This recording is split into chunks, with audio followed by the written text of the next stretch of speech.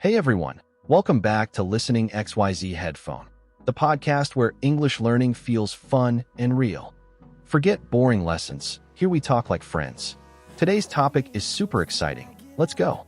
You're now tuned in to Listening XYZ, the place where style, stories, and English practice meet.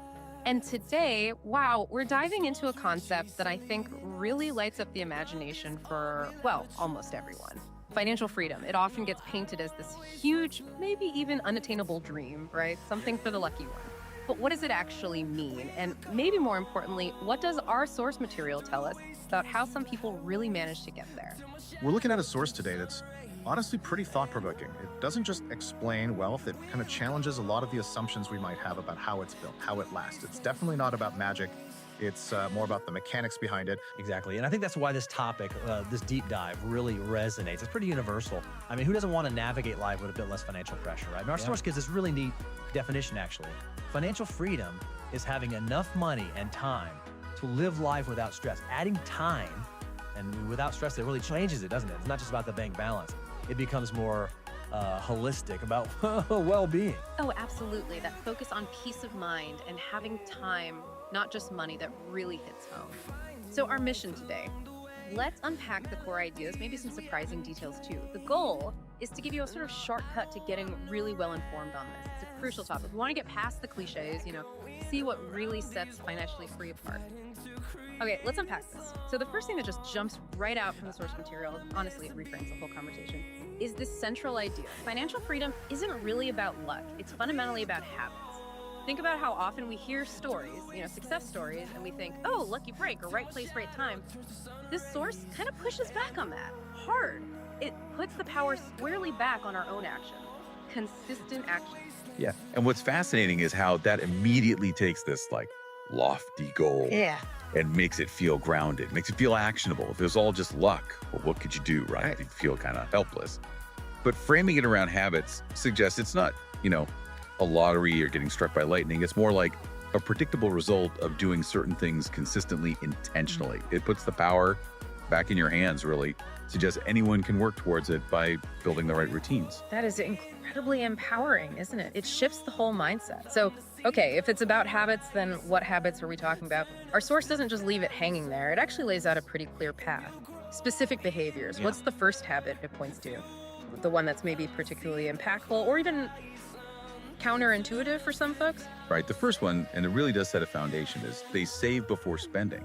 Now that might sound like, basic finance 101, but the source emphasizes a really key psychological shift here.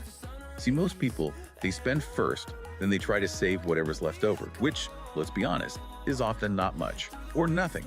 People aiming for financial freedom, they flip that script. They make saving automatic. It's a priority. It happens before anything else gets spent. So it's not just that you save, but the order you do it in. That's the key difference. Because that leftover model, it often leaves literally nothing. Does the source give any practical tips for actually doing that? Especially if your budget is already tight. I mean, for a lot of listeners, that save first idea might feel impossible. Oh, definitely. And the source highlights that it's not really about the amount, not at first anyway. It's about the consistency. And it's about rewiring your brain almost. When you consistently pay yourself first, even if it's just a small percentage, you start building this belief, this deep-seated feeling that you're in control of your finances. You're actively choosing your future over, buying something right now. And that mental muscle, people who only save leftovers, they rarely develop it. It's about learning to live on what's left after you save, not trying to squeeze savings in after you've spent everything else. And this small habit, done consistently, the source, really nails this. It's the core of compounding. It lets your wealth grow, potentially exponentially over time. That makes total sense. Shaping the behavior proactively, not reactively. It sounds so simple, but I guess the discipline behind it is the real challenge. Okay, so building on that foundation of saving first, what other habits does the source highlight? Yeah, building right on that, the source points to a few more key ones. Avoid bad debt, invest regularly, and interestingly, value time. If you think about how these fit together, they create this really solid base, like pillars supporting everything else, for growth, for security. Okay, let's take avoid bad debt.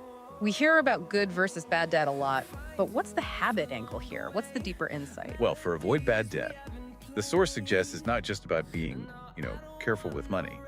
It's about being strategic. Bad debt, especially the high interest stuff like credit cards, it basically puts your future earnings in chains. It means money that could be building your wealth is just going towards paying for things you already consumed, often things you don't even have anymore. So the surprising insight maybe is that avoiding it is a habit of active liberation. You're freeing up your financial bandwidth. You're stopping this constant, often invisible drain on your future. It's saying no strategically to things that don't actually build value for you. Active liberation, I like that framing. Okay, and invest regularly. That clearly links to building wealth, but is there a deeper angle than just, putting money in the market? Invest regularly is definitely the proactive side, yeah. But the source really emphasizes the habit of consistent, almost automatic allocation. It's less about trying to be a genius and time the market perfectly, and more about consistently putting your money to work, making sure your assets are growing even when you're sleeping or busy doing other things. The regularity is the key bit. It harnesses compounding, yes, but also dollar cost averaging. It makes your long-term growth less dependent on picking the perfect day to invest and more about just consistently being in the game. Right. Consistency over prediction. Makes sense. And then value time, that one sounds almost philosophical. How does the source tie that to actual financial freedom? Value time might be the most profound, actually. And yeah, easily overlooked. Time is the one resource you absolutely cannot get more of. It's finite, non-renewable, people who achieve financial freedom. Get that. They understand time can be leveraged. You can use it for learning, for creating things, for building businesses or skills. The source points out that valuing time often means saying no to things, even things that might offer a quick buck, if they're going to be a huge time suck in the long run. It's another strategic no, but this time you're protecting your time, investing it in activities that generate real long-term value, even if the payoff isn't immediate. It's recognizing that time spent wisely today, that pays dividends and freedom tomorrow, not just money, but options, choices. Wow. That makes you think, doesn't it? How many of us audit our time like we audit our bank accounts? Probably not many. It's a really fascinating connection. Okay, so what are the final habits the source lays out? What completes the picture? The last few are keep learning, build multiple incomes, and think long-term. And this really raises that important question, doesn't it? About how the little choices we make every day ripple out into our distant future. Keep learning, that makes intuitive sense, especially now, things change so fast. But how does the source connect it directly to financial freedom? Is it just about skills? It's definitely about skill, but maybe more than that. The source stresses that financial freedom isn't some static place you arrive at and then just stop. It requires huge adaptability. So continuous learning gives you new insights, helps you spot opportunities maybe others miss, lets you navigate economic shifts. It's about staying mentally agile. That's a massive asset for keeping and growing wealth when things are always changing. Think of it like an investment in yourself and your human capital that never really loses value. I see how that agility feeds right into the next one.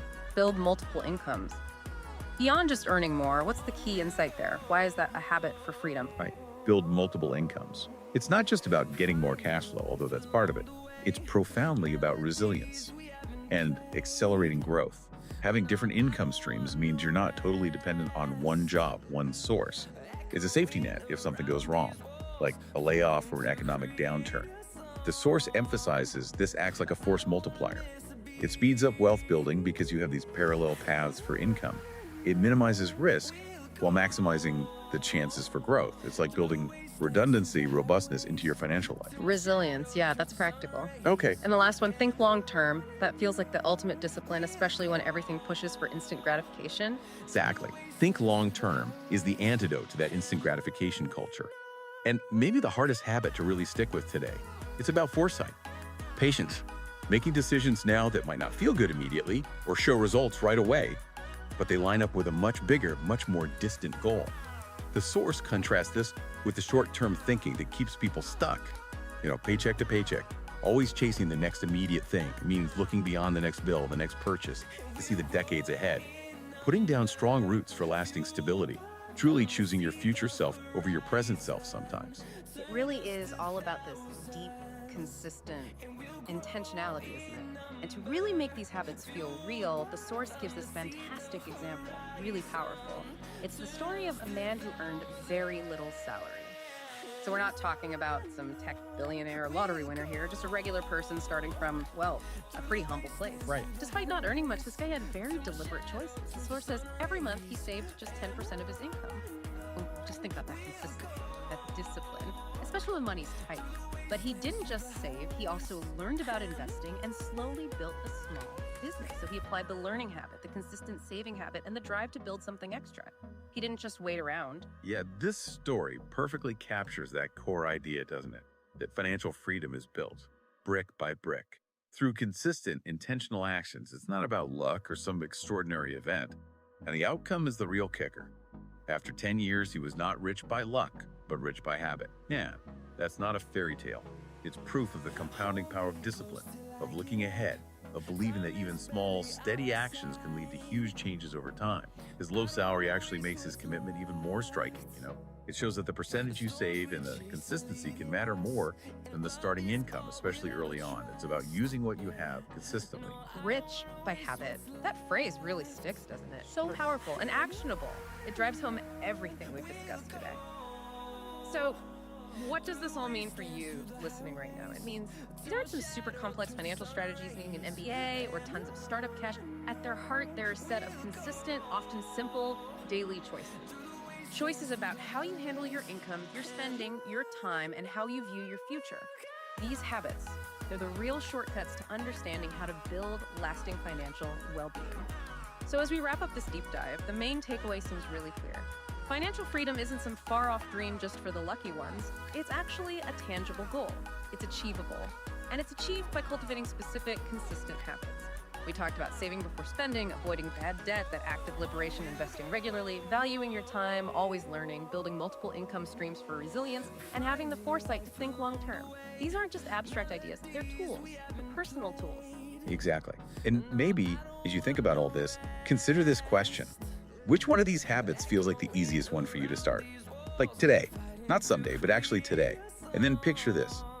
What impact could that one single consistent action have 10 years down the road if you really commit to it? The real power often isn't in some huge, overwhelming change, but in that first small, intentional, consistent step. That is a powerful thought to end on, a really great place to start. Take these insights, think about them, maybe apply one, see what possibilities open up. That's it for today's episode. Tell us in the comments what you think backhand index pointing down. If you enjoyed this talk, don't forget to like, subscribe, and share with your friends Rocket. Remember, listen, learn, level up. Fire, see you in the next episode.